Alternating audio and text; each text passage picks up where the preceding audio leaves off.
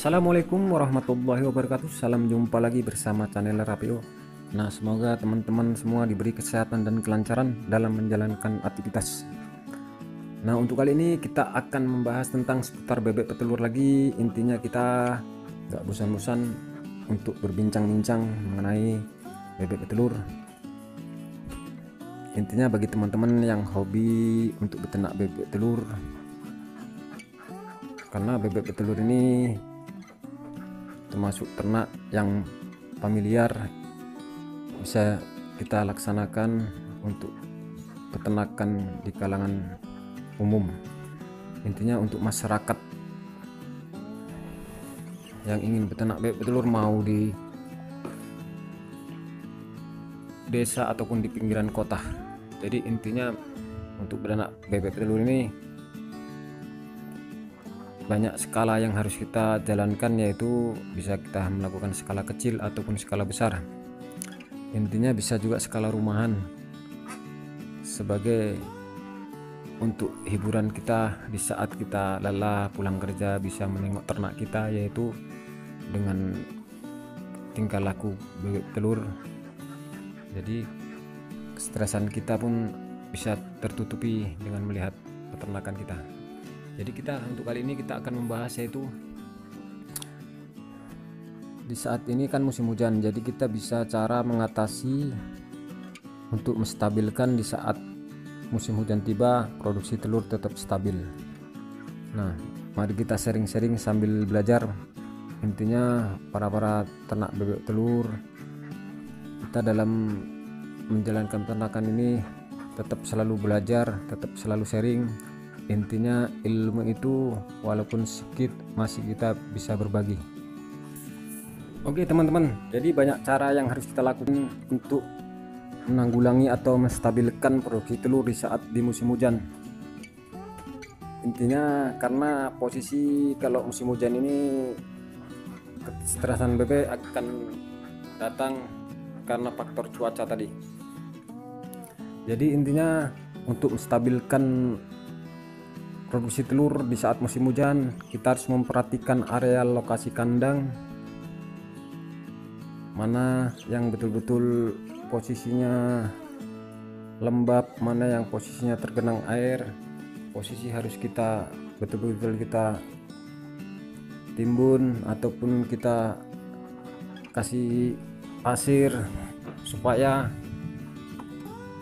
genangan-genangan air itu tidak menjadi tumpuan untuk bebek.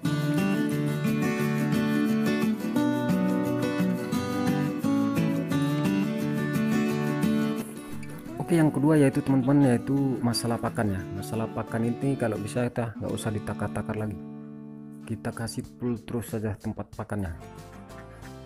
Intinya pakan untuk bebek telur di saat musim hujan itu memang betul-betul harus kita perbanyak karena efek dari kurangnya pakan di saat bebek petelur kena cuaca hujan, intinya itu bisa cepat produksi telur itu bisa menurun. Jadi intinya seperti yang ada di video ini, pakan itu satu hari harus penuh ember pakannya, jangan sampai kendor.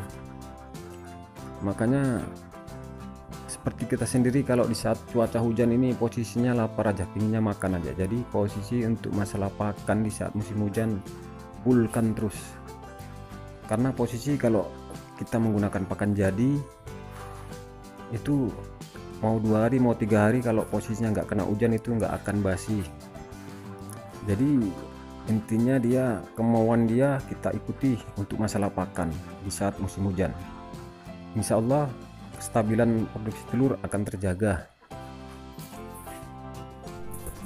Oke, yang ketiga yaitu dalam kandang harus posisi tetap kering. Itu yang harus betul-betul kita jaga, karena hal sederhana ini kadang banyak diabaikan oleh para peternak bebek telur. Intinya kan kalau makanya itulah manfaat kandang untuk bebek telur itu, kalau skala besar ukuran 50 ke atas itu harus mempersiapkan kandang, karena posisi bebek udah yang mempunyai skala besar ini tingkat kesetresannya udah tinggi. Jadi kandang itu memang sangat kita perlukan. Makanya di saat musim hujan posisi kandang itu harus tetap kering. Jadi kesimpulannya begini, untuk menstabilkan bebek telur di saat musim hujan, intinya kita melakukan hal sederhana yang saya bilang tadi, yaitu di halaman kandang jika ada genangan air langsung kita timbun, baik berupa tanah kering ataupun pasir kering. Dan yang kedua yaitu masalah pakan harus full, satu hari full, intinya pun enggak dimakan semuanya itu, intinya dia jatahnya misalnya 1,3 per 100 ekor, jadinya dia entah 1,5, karena posisi di saat musim hujan segala sesuatu itu pasti lapar, mau kita mau ternak, makanya intinya pakan harus betul-betul full. Dan yang ketiga masalah kandang yaitu lantainya harus kering tanpa ada tampias, insya Allah stabil untuk produksi telur bebek telur kita itu. Jadi kalau misalnya pun turun dia 2 butir 3 butir itu memang faktor alam, faktor cuaca, makanya kalau kita nggak perhatikan masalah yang 3 tadi itu bisa drop hampir dia 10%.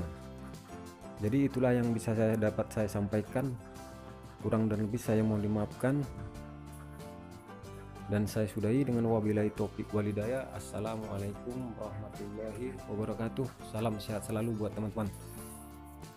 Oke teman-teman, jangan lupa juga tekan tombol subscribe di bawah ini. Semoga teman-teman dapat notifikasi video-video terbaru dari kami. Assalamualaikum warahmatullahi wabarakatuh.